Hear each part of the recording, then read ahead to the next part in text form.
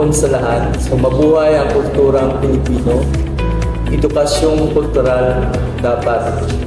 Sa panahon ngayon, kailangan natin ng mga makabagong estratehiya sa pagtuturo, lalong-lalo na sa mataas na antas ng paaralan gaya ng Sultan Kudarat State University. So ito ay paraan ng pagtuturo na naaayon sa culture na lokal at ito ay mapapaunlad ng mga guro na mayroong kakayahan sa pagtuturo ng kultural na edukasyon.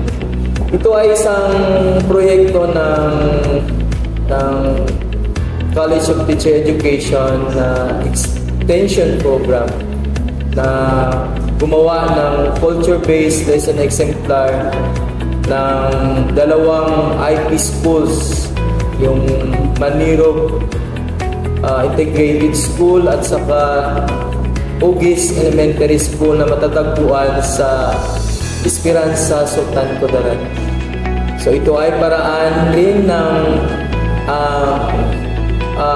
pagsasanay sa ibang faculty ng Sultan Kudarat State University at ng ibang guro gaya ng South Coast State College na mapalaganapin ang kanilang kulturang edukasyon. So maraming salamat. Mabuhay ang kulturang Pilipino. Una-una, ako'y nagpapasalamat sa Sultan Kudarat State University. Ako'y naimbitahan magsalita tungkol sa culture-based education.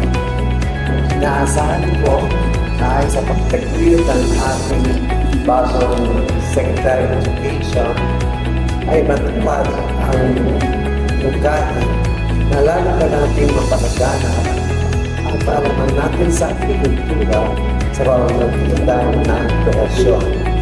Kaya nga, ito ang isang pamamaraan upang mapalawak natin ang ating pagka-Pilipino at identidad ng mga bilang mga mamamayan.